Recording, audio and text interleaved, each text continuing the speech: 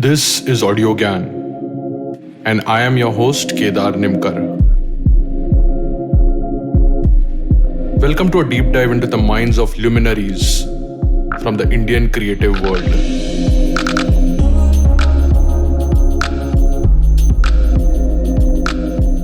16 July is World Snake Day, 4 days from today when this episode is released, and on this occasion, we are doing case study of Snakeadoo, a board game about snakes and snake bites.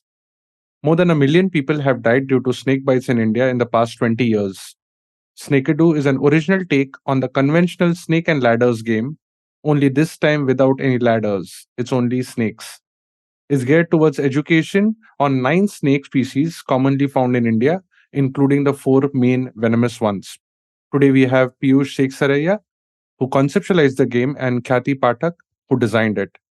Peeyush has masters in Earthen Architecture from CRATerre, France, and M.Phil in geography from Sorbonne, Paris.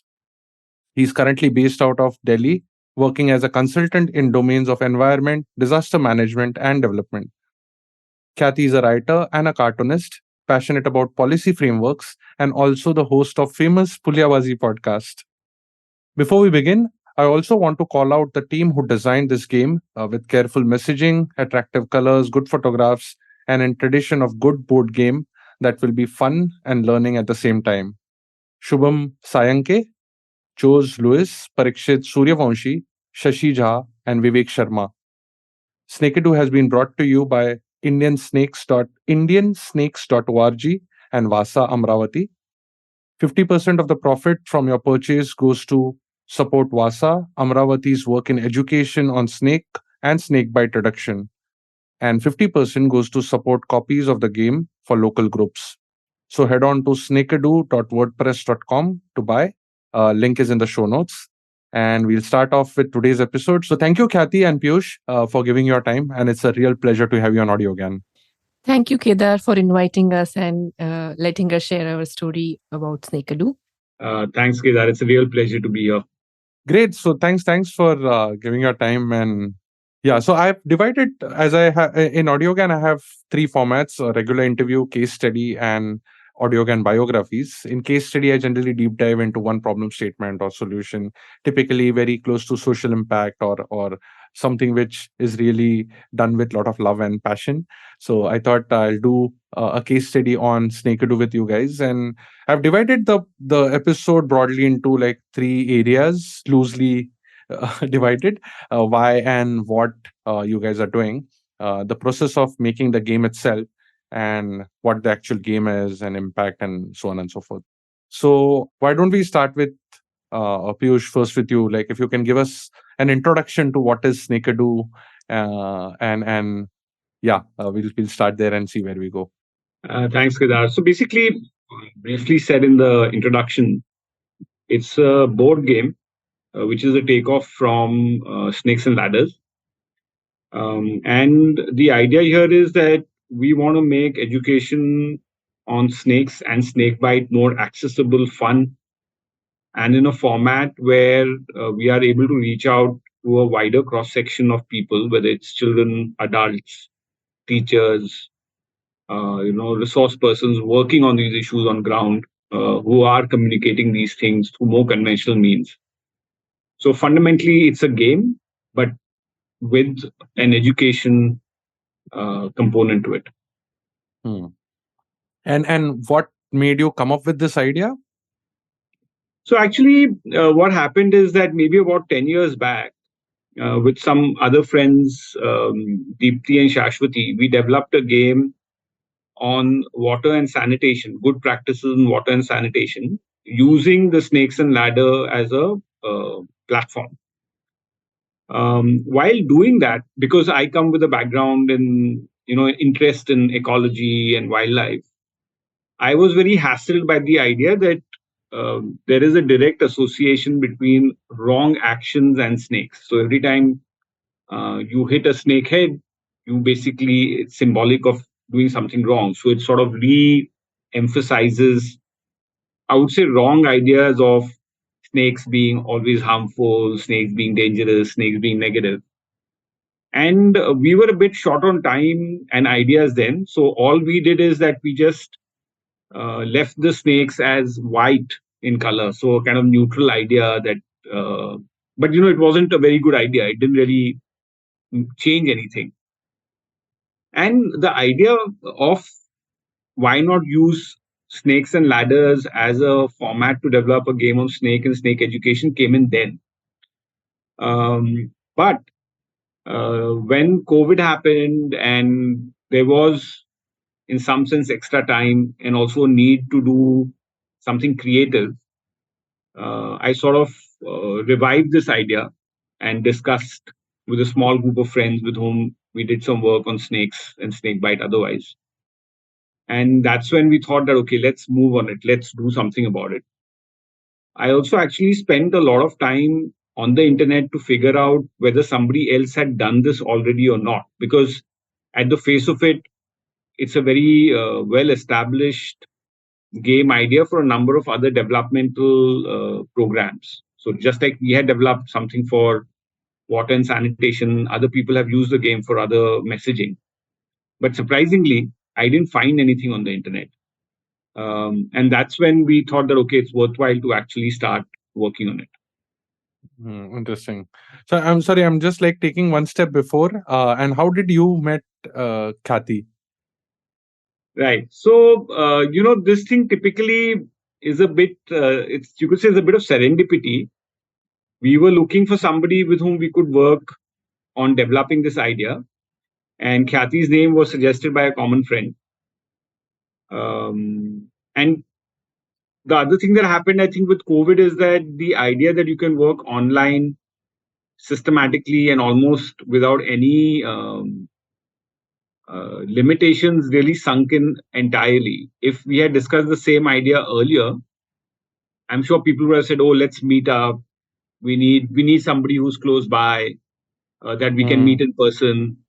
And I think those ideas sort of opened up, and I saw some of Khyati's work, and she was very keen, and seemed like it would work out. So it just happened, and it happened very organically. Nice. So, Khyati, like, were you sort of interested because of your policy hat or because of your illustrator hat? So actually, before I wore the policy or even the illustrator hat, I used to have this environmental activism hat a little bit. So I was also very much interested in environment and things like that. Not that I've been able to do much, but so when Peeyush threw this idea that this is a concept that we can work on, I thought, yeah, why not? This is a great idea. I did not know anything about snakes at that time.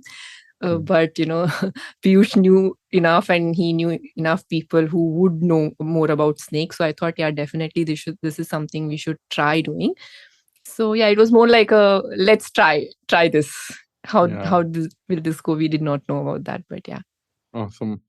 Okay, so before we jump into the process, which I have a lot of questions for Khyati actually, Piyush, you want to just give us like a brief sense of some numbers? You mentioned people dying due to snake bites, and also certain myths and anything that just gives a lot more context to justifying this kind of a game, especially in India, right? How does it impact the food chain, or how does it impact psychology? Anything that sort of is worthwhile? Yeah. So let me give a quick overview of what is the actual situation. And unfortunately, we are not aware of this in India. So research shows us that India suffers something like 58,000 snake bite deaths annually. Oh, Okay. that's quite a lot. It's a huge number. It's actually 80% of the total global snakebite deaths. Oh, And out of these 58,000 snakebite deaths, about 90% are caused by the big four, which are the common krait, spectacle cobra, Russell's viper, and saw-scale viper.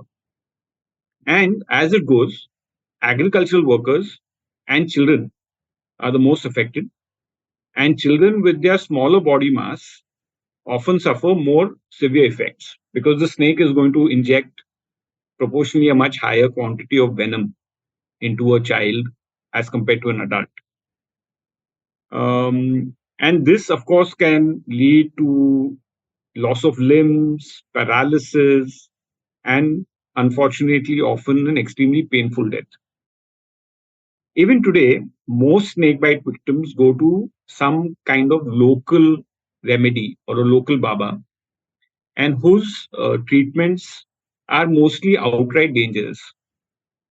And the success that they have is mainly because a lot of snake bites are happening either by non venomous snakes or they are dry bites. That is, a venomous snake bites you, but no venom gets injected. Hmm. So, on an average, if there are 10 snake bites, maybe 7 or 8 are actually of these kind non venomous snakes or dry bites. So, obviously, these people recover irrespective of whether they go to a Baba or to a hospital. And hence, there is a continued belief that the treatment is possible in a traditional sort of system. The second challenge is that there is a problem of non availability of antivenom in public health centers or in sub centers at the level at which people would typically access treatment in rural areas. And in places, in hospitals where antivenom may be available, doctors are not necessarily trained to be able to handle a situation like that. What I mean by that is that they are trained as part of their regular program, but it's not really like a hands-on training or a training which they are adept at. So it often ends up in referrals where a doctor from a sub center will refer to a PHC doctor will refer to a district hospital. And of course, time is crucial. And this often means that people either die on the way or the situation goes out of hand. And obviously, the trust factor that people have in the health system also falls. So it's like a double edged sword. And hence, the problem is not so easy. But it's there for us to, work on. Hmm. Hmm. And um, at least in my exposure, I come from a small town in Mumbai, very outskirts, and I've seen a lot of people just killing them rather than sort of handing them over to the right authority. Or is there a pattern, or is there a danger due to that? Because Yeah. So, especially in areas where snakes are found, they're found there because there is food available. And their food essentially is rats and other smaller creatures. If you were to eliminate snakes from certain areas in a systematic way, you're obviously going to see a population of rats, rodents, and other such increasing tremendously. Um, Having said that, we have also created situations where we have created ideal habitats for snakes. So if you look at, let's say, the way waste is generated, that in turn leads to a proliferation of rodents, and that in turn attracts snakes. Or the way we store our food grain, which allows a lot of rat populations or rodent populations to grow, and that in turn again attracts snakes. So the solution is not really to kill snakes. Of course, there may be a need for management of snakes. So you may not want venomous snakes in your neighborhood or in your residential areas, but it doesn't mean that you have to kill it. What it means is that in the short term, it means that you should call a certified snake rescuer and get the snake removed and released in a wilder area or in a more remote area. But in the short term and medium term, you also need to manage your immediate surroundings in such a way that there is lesser attraction for snakes to come. And also, we should keep in mind that snakes are protected under the Wildlife Protection Act of the Government of India, and it's illegal to kill snakes. So it's also fundamentally illegal to kill snakes, although the perception may be that the snake is there to bite me or the snake is there to kill me, which is not the case. The snake is not interested in wasting very precious venom on a human because it uses that venom to catch its prey. It is just that we enter into a situation where we take them by surprise, we stamp on them, we are in very close vicinity, and that results in a snake bite.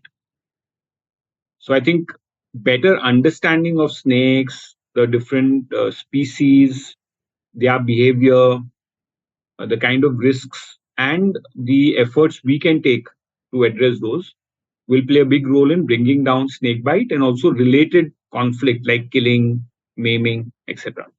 Hmm. That's very, very insightful. I was not aware of the Protection Act. Yeah. So, Khyati, like, I wanted to move to the process part of it. So, since you were sort of the designer in action, so what was the process of making it? I mean, how did the initial iterations were, and as Piyush mentioned, how did you take that brief and sort of yeah, how did it Hmm. manifest, right? Yeah. So as Piyush explained that we wanted to explain about snake bite, snakes as well as snake bite. So we thought that there could be two kinds of messaging that we can do. One would be about the snakes, and the second would be about what behaviors we should do or not do uh, to avoid snake bites. So these are the two kinds of messaging that we tried to put in. What kind of which are the snakes that we should include in the game, that decision was made in consultation with Shubham. So Shubham is he runs this organization called Vasa, where basically he and a group of other a lot of his friends, they actually rescue animals including snakes. So he does this on a very regular basis where they are encountering different kinds of snakes, and they are also aware of the kind of situations in which they catch them, and how people are he knows the kind of behaviors that the people are doing, and what should we include in the messaging for us to communicate that these things should not be done. So he gave us these inputs on both the kind of things. These are the kinds of snakes which are commonly found, and he gave basically list of the common snakes, and then we also consulted a snake expert. I mean, this Joe's, who's the scientific advisor for this project, to understand that these are the most popular snakes across India, and we should be including them in the list. Then second thing that we thought, there is also another phenomena in the selection of the snakes, that in nature all of the venomous snakes, I mean, sorry, not all, but these big four venomous snakes that are found in India, there are also very similar looking non-venomous snakes that are found in nature. So for one cobra, there is also a rat snake, which is a non-venomous snake. So there's almost like a coupling in nature, that this big four has like a actually non-venomous version of it. So we thought, okay, this would be a good, and they look very similar in nature. I mean, their patterns are same, or their size and color and things like that make them look like the other one. And so we thought this would be an interesting thing to include in the game, to also demonstrate the fact that how confusing they can be. Then one more input came from Peeyush, where initially we were thinking that we can just have some kind of like a snake illustration to show these snakes. But then Peeyush suggested that we should actually use proper snake images, where we can see a real snake, like we can put a real snake on it, right? So that was, and we thought that would make it more interesting. It would become a little bit more serious. Not that we want, like, the intention is not for people to be able to identify these snakes, but it would just make some of the things more clearer, how they look similar and all of that. So that was one of the consideration early on that we had decided. And then what are the do's and don'ts that we need to communicate, that was also shared by Shubham and Jose based on their experiences with snakes. So once we had these messaging, my task was basically to lay that out on a game board and lay that out in a way that is interesting, that there is at a little bit of an interval you continue to get like some good snakes, some venomous snakes and some non-venomous snakes. So it's like a keeping the game interesting, the gameplay interesting. So that was that came later on. But yeah, these were the main things that we kept. And we also included some do's and don'ts in the game, because even after finishing the game, because we knew that this was a game that was going to be played, we in our minds we were very clear that we wanted to be like a community play game.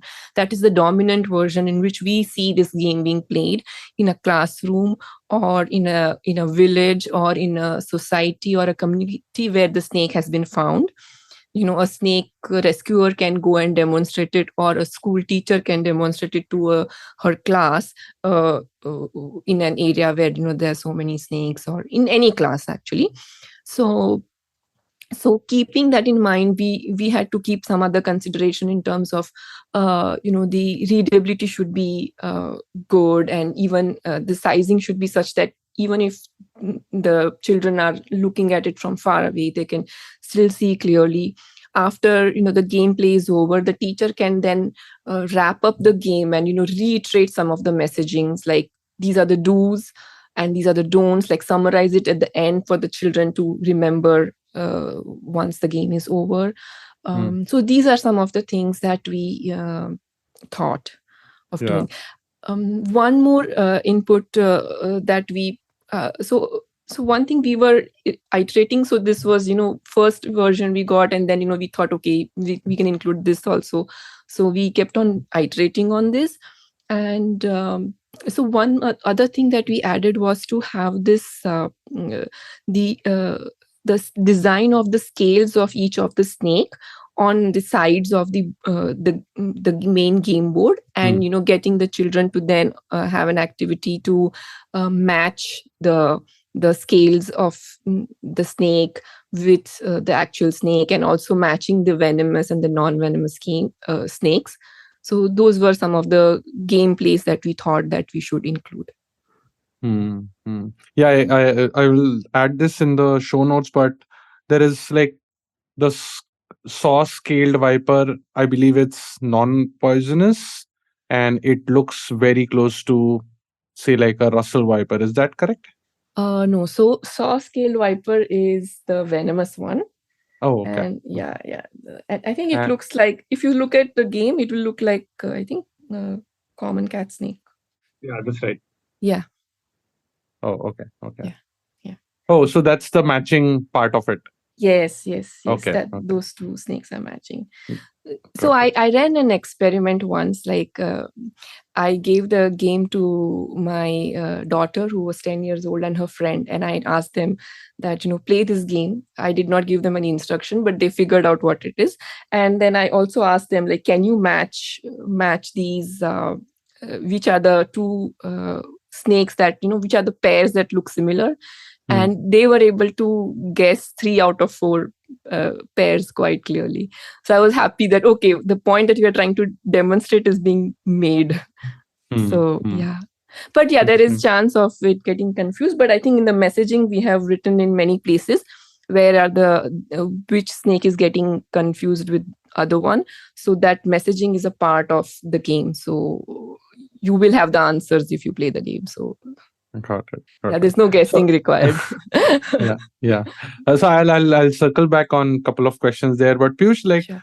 why or how did you pick these, like the big four, right? I mean, are these big four kind of well acknowledged and established across India, or like are there any more poisonous snakes which are not that harmful or not seen predominantly? And obviously, which are the other snakes which are non-poisonous in the game? Right. So when we say the big four, basically are the snakes which are responsible for the maximum number of snake bite deaths. They are relatively commonly found and relatively widespread. So what I mean by that is that if you look at India and if you look at a major part of Western India, peninsular India and also parts of central India, these snakes are, you could say, the dominant venomous species in terms of snake bites, and that are in proximity of humans more than any others. If you move towards the east and the northeast, then some of these species will change in terms of the maximum number of bites that come in, say, in Assam, will not be representative of these four. There are other species that start playing a role, Hmm. including some viper species, pit viper species, and other crate species. So, in some sense, these big four are valid for a major part of the country, but not for the entire country. Hmm. So, it means that if we were to design this game for, say, West Bengal or for the East, then we would probably make a slight change in the species selection. That is point number one. Now, with respect to the other five species selected, these are basically selected because of their common occurrence and typical confusion. So, evolution is very fascinating. These snakes have evolved to mimic. So, the common wolf snake has evolved to mimic the common crate, and the mimicry is in its pattern, but the mimicry is also in its body form that it will take. It looks similar, not just in terms of looks, but also in terms of behavior with the common crate.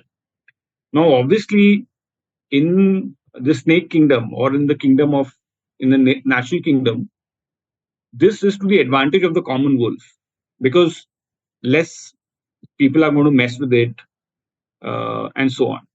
But it doesn't work like this for humans because humans end up confusing the two, and they consider that the common wolf is also the common crate, and it gets identified and killed for the same reason. So the selection of the other five species was basically based on their sort of commonality, their availability, and the fact that they are very closely linked to these snakes. Um, and we had to sort of also be a little aware that we didn't want to overload information on the game. So 9 species were really like the upper limit, you know. Hmm. Yeah. And very, very fascinating, right? The evolution part of it. So, Khyati, like, were there any challenges to place them in a particular order, or you just had to remove the ladders and put them, or just reorient the entire 100 boxes? Can you tell us about few challenges that you faced? Yeah, so in the it was not a big challenge, but the only challenge was to make sure that the placement works in such a way that if you find a venomous snake, then it should take you back in the game, and if you find a non-venomous snake, it should take you forward in the game to reiterate the point that it is harmless. So and because we had decided that we wanted the actual images of these snakes, then we cannot just make up our own way of okay, this will start from here and end here, right? It depends on the snake how good of an image we get. So that's why it's not too drastic. We like most of our places, because of the shape of the image of the snake itself, it would either go back 4 or 5 steps back. It won't be like actual game when it goes from 99 to 2, right? We cannot have, I mean, we could not find such kind of this thing. So yeah, so those were some of the things to align, but it was something to just play around. I think one more thing that we took after feedback, where we felt okay, there was not enough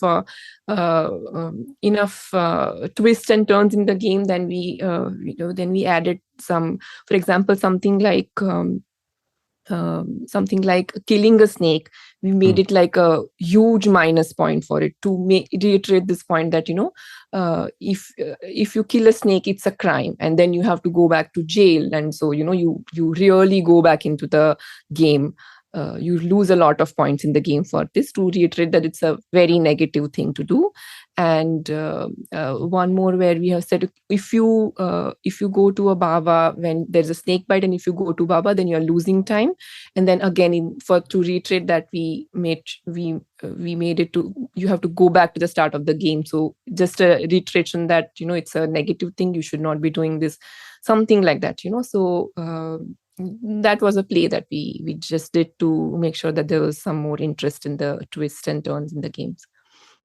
Seems fun. And what's Yeah. about the 25th? And so 43 steps or whatever, 43 blocks 14 to complete was because of, you said, the kind of photographs and things that you arrived at. Okay. Yeah, because if we would have put 100, right, like then everywhere the messaging would become very small. The size of each cell would be very small, right? So we kept it to 49 so that there is we get a 7 by 7 clean square, and then basically each cell is big enough for us to write all these things that we were all the messaging that we were writing at the readability that you can still read it while you are standing up, or in a group and you're still looking it from far away and still trying to read it.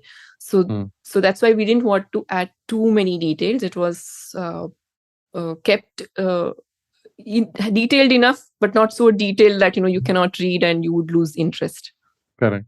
And what's with 25? Like there's some medical symbol there, like a hospital symbol. Oh, that's a hospital. Yeah. So in one of the places, if you are bitten by a snake, you're supposed to directly go to the hospital, and then you basically move ahead in the game if you go there. Oh, okay. Yeah, So basically. when you are hit by like bit by a snake, you don't come down, but you jump to a hospital. Yeah. So yeah. So if bitten by snake, go to the hospital immediately. On that messaging, you go forward in the game. Okay. Yeah. And in another example of the same one, if bitten by the snake and you go to a Baba, then basically that cell takes you back to the start of the game. So it's an example of a negative message versus a positive message. Yeah. Very interesting. And Piyush, seems like you guys have added a few things, as she mentioned, about the Baba from your learnings, and also the points and the rescue kits. So could you possibly share, like, what was the thought behind it? I mean, obviously it came out of the research and the behaviors which were shown by these people, but something to add? Sure. So, in some sense, there is a need to generate greater understanding and appreciation of snakes. But there's also maybe an equally important need to understand human behavior. And so while there are the snakes and there is about venomous, non-venomous, this copies that kind of information, our main focus actually is on human behavior, correct or incorrect. So, like Khyati was also saying that the focus in some sense is, so there is a narrative, which is if you hit a venomous snake, you go down. If you hit a non-venomous snake, you go up, for example. But that would only be reinforcing a very limited idea. So there is a messaging that goes along with each up and down, whether it is related to a snake itself or in the boxes in the middle. Now, while working on this, basically Shubham and Jose, who actively work on ground with snakes, with snake rescuers, with even snake bite issues, we try to list down what are the different messages or what are the different behaviors we typically come across on ground. Um, and then how do you actually make it a very brief, clear message, something that we worked on. And it took some time because in our first version of the game, we got feedback that your language is a little difficult. There is probably too much that you're trying to say. That what does it lead to in terms of positive or negative is not very clear. So we did rework on these messages to make them shorter and clearer. And we also realized that there's so much to talk about, right? There is the snake patterns to talk about in terms of how they compare with one another. There is this whole typical behavior to talk about where people typically go to a Baba. Then there are some first aid issues. There has been a legacy in terms of what first aid treatment should be given on snake bite.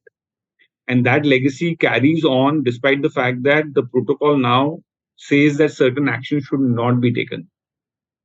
So, for example, this idea that you should tie a tourniquet about the snake bite was there as part of the snakebite first aid protocol earlier, but it's not been there for very long now.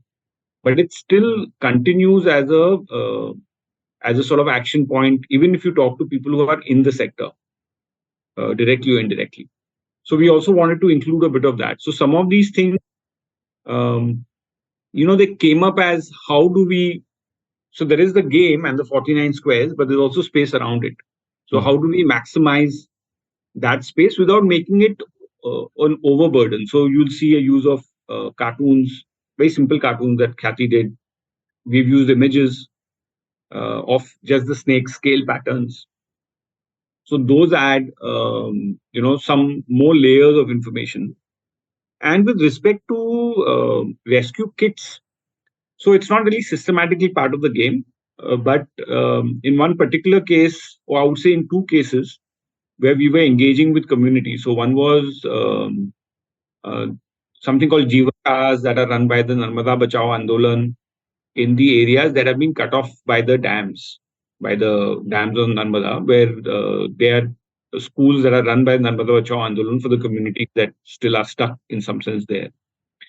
There was a case of a child dying due to snake bite, and because it's really an area where snakes do uh, turn up in houses and in the school. It's not a unusual phenomena. We decided that as part of the set of games that we are sending them, we'll also send snake kits, one for each school. And one of our friends actually accompanied the material who does snake rescue, and she gave a brief training to teachers on how to use the snake rescue kit to remove snakes. And, it was very heartwarming for us to see that after some time we got a video where one of the teachers, a bit awkwardly but successfully, was able to remove the snake from a school building, inside the school building, and bag it, as we call it, put it into a cloth bag, and then take it away and release it. In a normal scenario, what would have happened is that the snake would have been killed if it was found, or else it was potentially a danger, in terms of it biting somebody. So that's where the rescue kit came in. And what we are trying to do now, when engaging with groups and schools, for example, currently we are engaging with an organization called Earth Focus in the Kanha landscape. They've bought copies of the game and they started using them, but we did a session with their teachers to discuss the different questions that they have. Some of them are driven by, like myths or even, I would say, superstition. Then some are very practical questions. And then also trying to explain to them how they can use the game in different ways and what all the game is trying to communicate.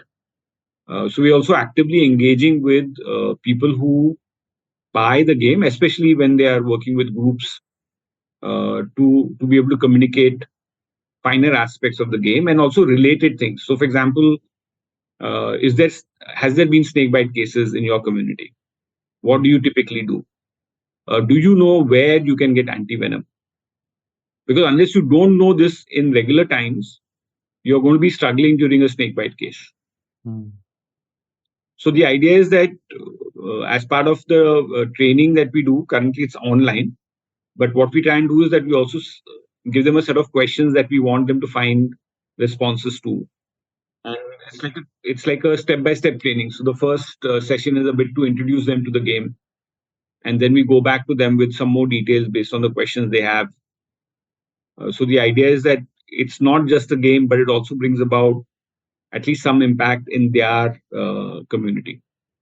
It seems very complex because, yeah, I'm trying to paint a picture where you guys are doing this online, and I mean there is internet in those parts of the geography, and still these cases are dominant.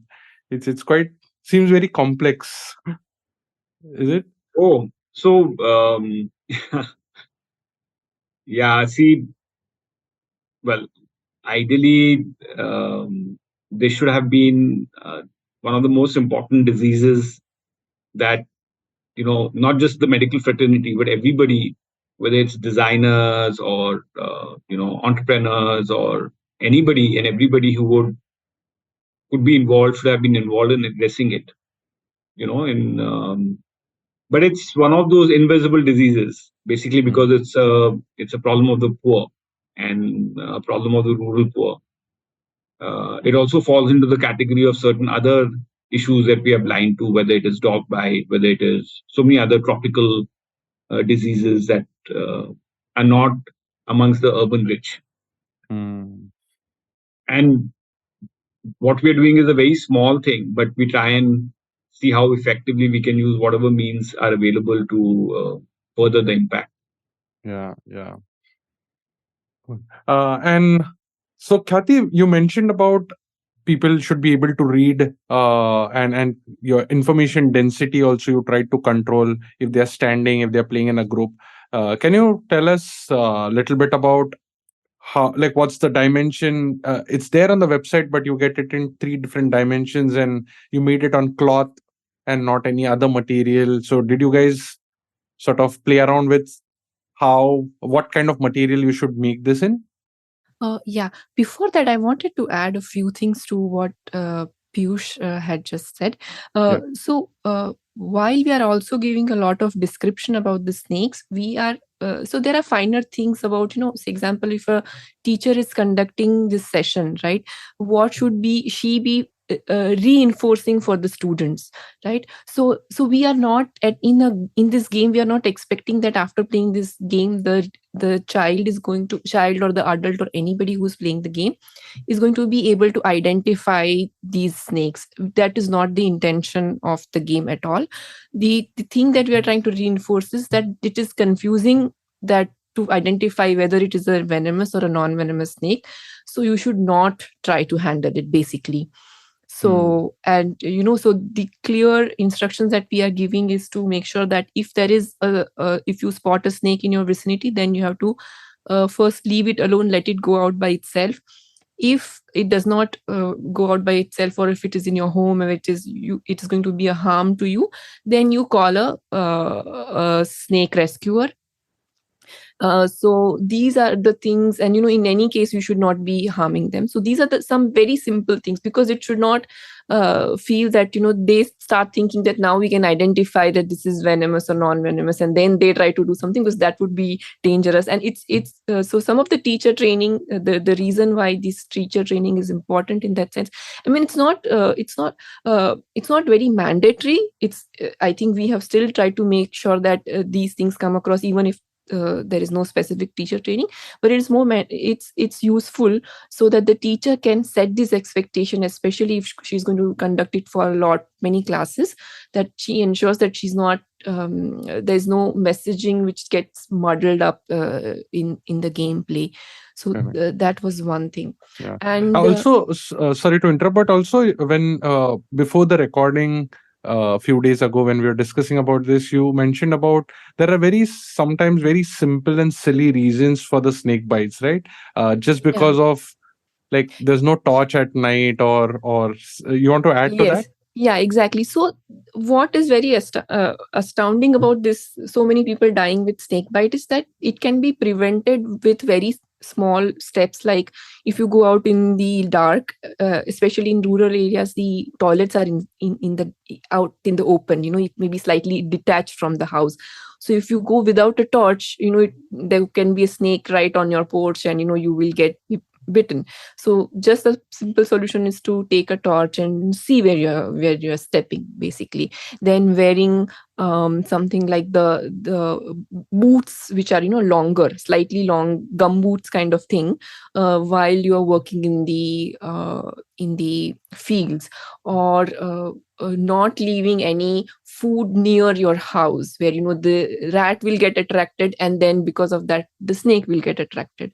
Or not sleeping directly on the floor. Even if you keep like a mosquito net, that becomes like an additional thing, but if you directly sleep on the floor in the open, then you may basically are more prone to getting a snake bite.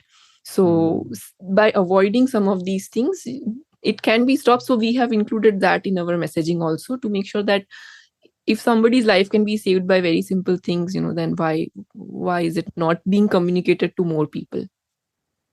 Yeah. And so going back to the dimensions and the material. Yeah, so the size was basically, we were thinking what what will be the use cases for the game, and we knew that it would be for a bigger. We wanted it to be primarily for bigger classrooms or audiences, but then it is not always possible, because if we make it very big, then the costing also increases. So we thought, okay, let us try to have two variants in the.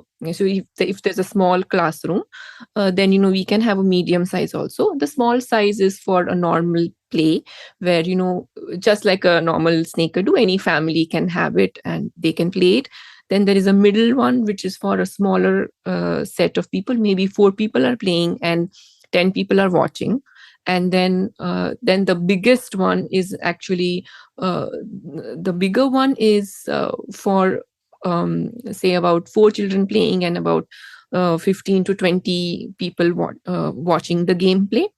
And we actually ended up making an extra large version also on request, which if Peeyush can help me recall, there's one organization in Bhopal which had requested for a very big version, which basically is like what like children can stand on the game and then play along with it, like that. So nice. Yeah. The reason we selected cloth, and I think that was I think maybe Peeyush can explain that better, because the whole cloth piece is more of something that he has worked on to figure out the right combination. So I mean, Peeyush, I'm sure it's not the cost factor, but or is it? No. It's actually expensive to use cloth. Okay. But see, what happened is that when we worked on this game earlier, in the sense 10 years back on that version on water and sanitation, we printed on flex. And the idea was that you could go and spread it out on the floor and play it, etc. But of course, flex in itself is very toxic as a material. And there are also other challenges in terms of it doesn't last very long. It gets damaged, it gets torn. All those things also there with flex. Parallelly, I had done a photography exhibition just before COVID, in which I had printed my photographs on handloom cloth. And this exhibition, the quality of course, the printing was not like you would print on paper, but for my subject and for the kind of theme I was working on, it made really beautiful images, and that feel was very good. So I was very confident that a very high quality printing can be done on cloth. I knew the printer. There's a printer in Noida that I work with. So in some sense, the idea that it can, be printed, that it's a good material, it's slightly different from what you're typically doing. It seemed much lighter than going for a typical book, and it gave us a lot of flexibility in terms of size. And also, then we were not in that thing about we have to do certain number of prints for it to enter the offset printing process sort of thing. So the idea that it costs more or less the same if you print one or you print 100 was also useful. And the fact that this can be washed, ironed, and it's got a very long life was also an advantage. So all this put together, it just seemed like the perfect choice, Correct. You mentioned about storage also, right? Yeah. That makes sense. Cool. Moving on to the sort of the last section of this episode, Peeyush, you mentioned about the snake bites predominantly affecting children, and this sort of game kind of a setup also seems to be more helpful for kids, but I believe a lot of adults also need education. And so I mean, who should sort of play these games, and who's going to be benefited at large in India? So, well, you know, it. I think it's unfortunate that we typically associate games with children. I feel that adults actually need games even more than children today, because we've really gone further and further away from very fundamental activities, which are fun, which are learning. So, in that sense, the game may look, in terms of its look and feel, it may look like it is more oriented towards children. But I think a good children's game should be equally entertaining for adults. So, while the look and feel may be for children, our focus is not limited to children. Our focus is limited to anybody who needs to learn about snake and snake bite. We have ended up, of course, I would say, selling or providing the product to more children focused groups. But there have also been cases where we are dealing across with the community. And this is especially true when it goes into communities. So, for example, there is a small project in Bhima Shankar Wildlife Sanctuary where we gave the large size game to, I think, 7 villages. And there the idea was that it is used by children but also by adults, and the facilitation is done by a couple of organizations that are working in that area. Yeah, so for everybody, the games for everybody. And Khyati, the designer, you made in like two different sizes and like actually multiple sizes based on request. But did you dabble with languages? Like India has a unique problem, Yeah. not problem, but yeah, like a setup of different languages also.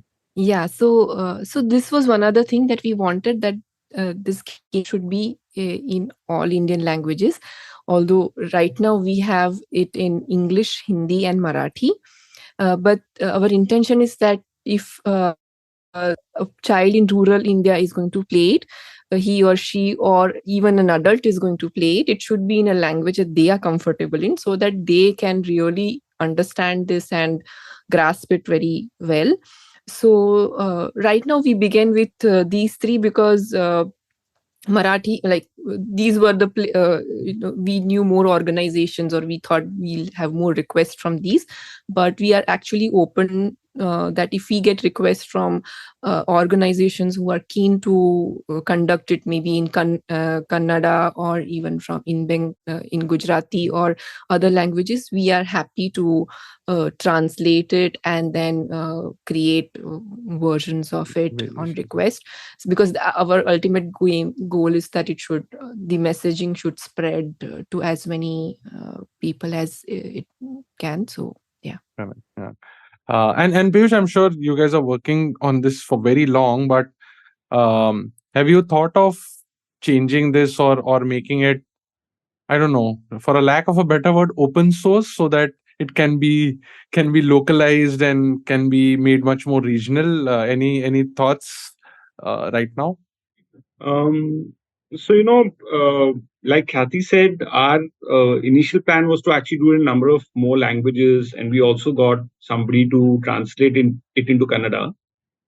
But then what we realized is that unless there isn't a local resource person or group that is going to like really work with the game, it doesn't really just to translate it doesn't really mean much other than just effort at our end.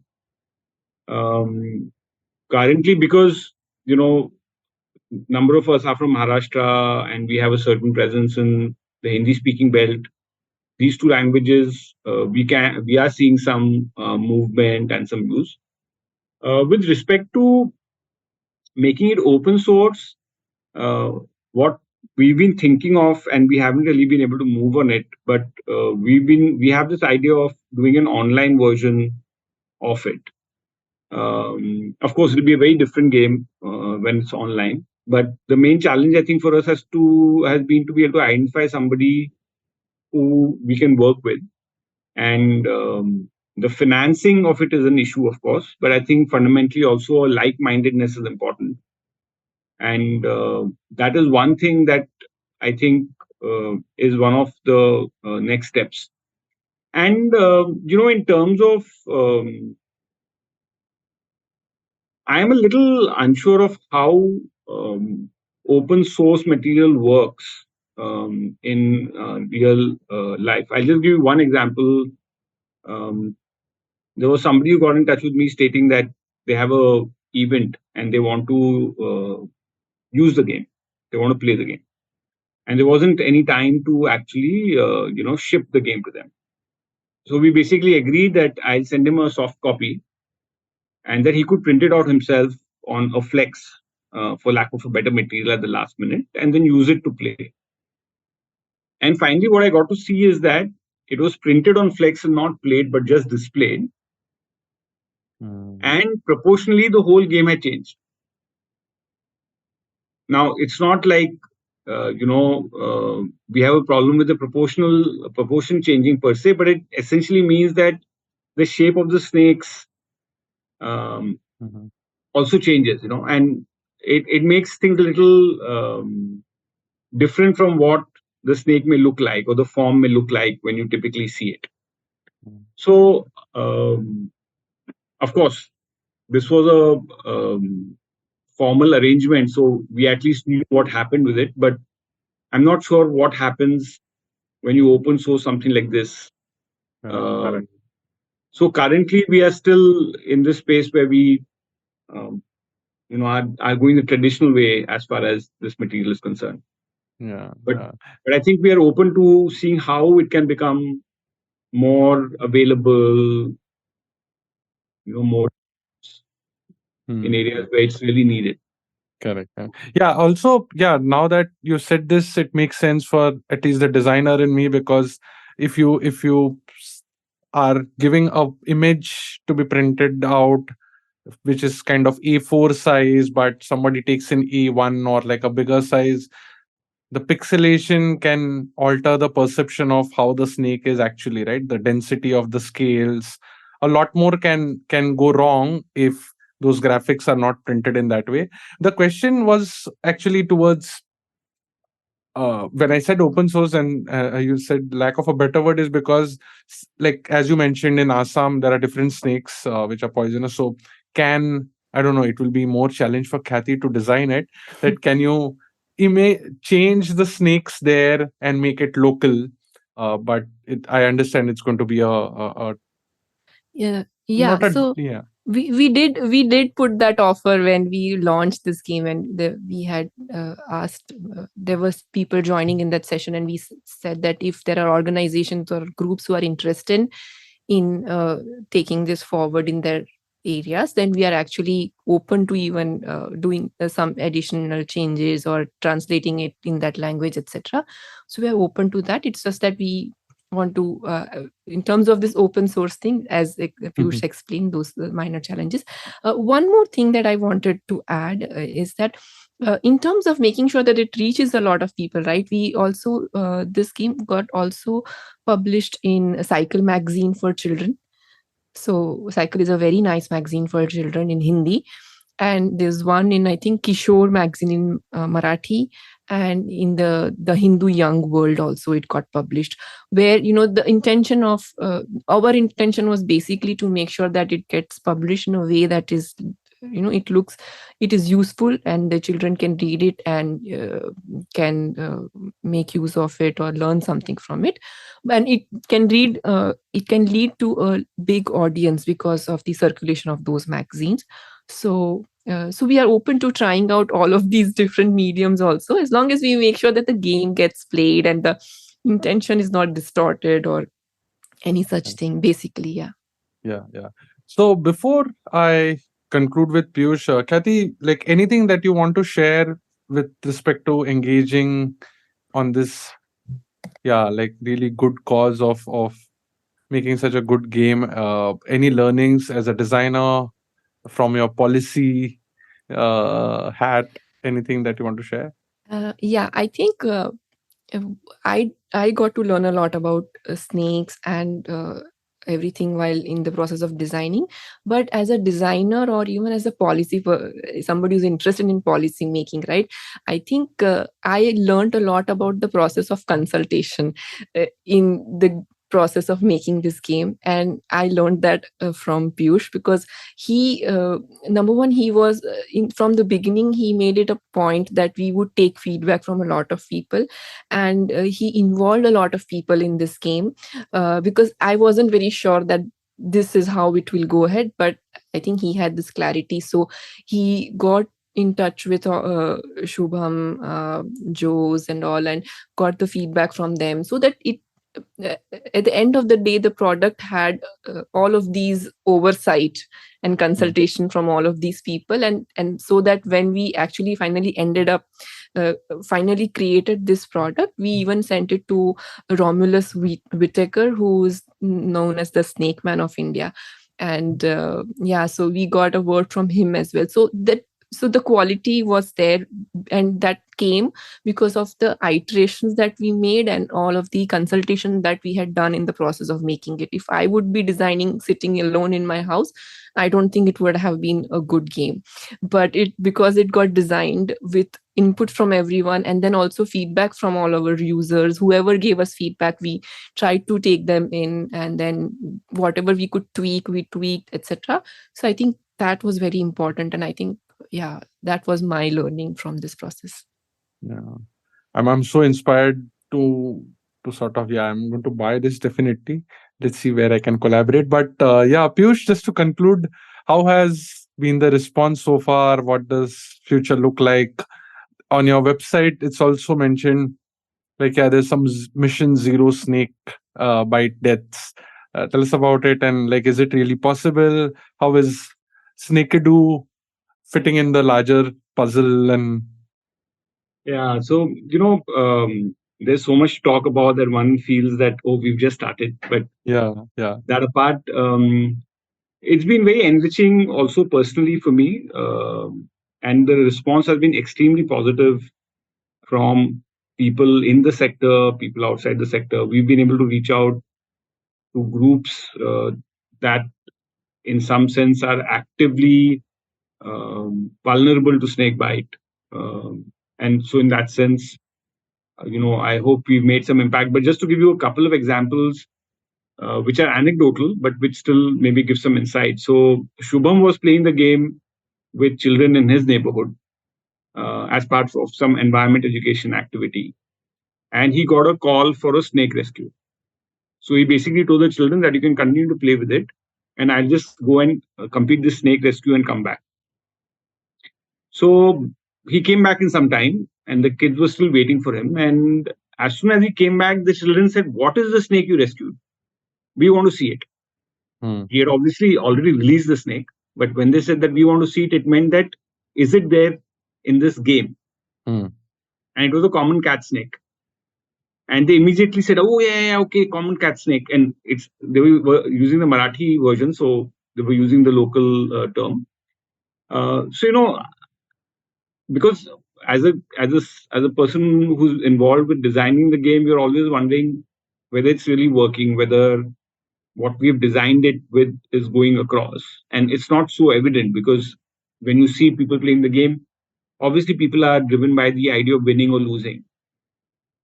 But what I've also realized is that, of course, depending on the resource person or the person who's conducting the game, but also otherwise, there is a sort of subconscious registration of details of different kinds.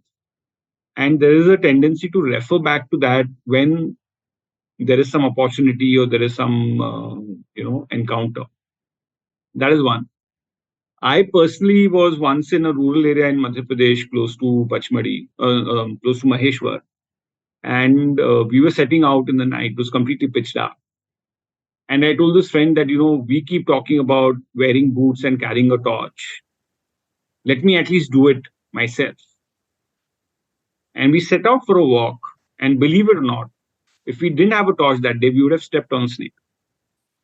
Right? So there are things like this. The story I narrated to you about the Jivan Sharas in Narmada Valley also was very heartwarming for us. So these kind of small anecdotes we have for people who are the specialists in snakes and who work with rural communities. The response has been very good, and I think that has been the best thing because they really see it as a tool which they can use to further education, to further conservation, to reduce snake bite. The zero snake bite mission is, of course, a very ambitious, and I think it's a very necessary and important mission. Um, Even if with everybody's efforts, government, non-government, international organizations, locals, even if we don't reach mission zero, it's a whatever distance we cover in that journey, it's an extremely important journey to undertake. And I think, and all of us involved with this game think that this is a small contribution to that larger mission. And in that sense, we would we would like to believe that even if it's not achievable in terms of 100%, efforts like this, but many other far larger and more serious efforts contribute to reducing snake bite deaths, contribute to reducing snake bites, and also in killing of snakes, because it's really unfair that uh, snakes are killed in such large numbers. Hmm. So yeah, I think that's what I would like to say. Yeah, great. I wish to, in fact, many of you must have been knowing Amit Verma, the Seen and the Unseen. He has Yeah. longer episodes. I wish we could do that with this, a very long episode going into a lot of details and obviously stories. And uh, uh, but just one last question, Piyush. Has this been the snake bite and worry from snakes? Has this been an Indian thing, or it's seen globally, or is it in the tropical countries, or are there like similar initiatives outside India? So, people working in the sector always suspected, or rather, I would say, knew that the number of snakebite deaths or the number of, maiming or paralysis incidences due to snake bites are extremely high. But we never had the data Hmm. because in the way um, data was collected for deaths, snakebite was not really a category under which data was collected for very long. And the numbers that we now know are actually through larger studies carried out, including one particular study, I think, which was called the 1 million death study, where the the causes for those million deaths were actually found out by house to house visits. And there are lots of other sources for this information. So I would say this quantification, this realization in the scientific community and in the policy communities is probably less than a decade old. Um, and unfortunately, the numbers globally are very high in India. The Hmm. data currently tells us about 80% of the global bite deaths are in India. So, in some sense, it obviously becomes a very important problem for us to handle. But this is also proportional to the kind of population we have and the human density we Hmm. have. But this is a big problem in a number of other countries, especially that are more rural and tropical and subtropical, because that's where there's a greater diversity of snakes and greater interface between people and snakes. So this remains an extremely important issue to tackle at the national level, but also globally. And snake bites in our country are also quite widespread, but there are some clear trends of certain states, certain geographies being more prone. There being larger number of snake bite cases during certain seasons, during certain episodes. So we have a lot of material and information now to work with. Hmm. Um, and I think as more work happens on this will only become more clearer in terms of what is the sheer scale of the problem. Hmm. Yeah, I think Yeah, it's very, very inspiring for the project, and all the power and all the very best to sort of take this forward to more people. And yeah, I would like to conclude on that note. Thanks a lot for giving your time. It was really, really wonderful, and yeah, a lot of learning for me as well. So thank you, Khyati. Thank you, Peeyush. Thanks, Kedar. Really kind of you to have thought of us. Awesome. Thanks, Kedar. Okay, that's it. Thanks. And that's it from today's GAN session. For show notes and more GAN, visit audiogan.com. And if you wish to connect with me, I am at AudioGAN Moments on Instagram. Until then, take care.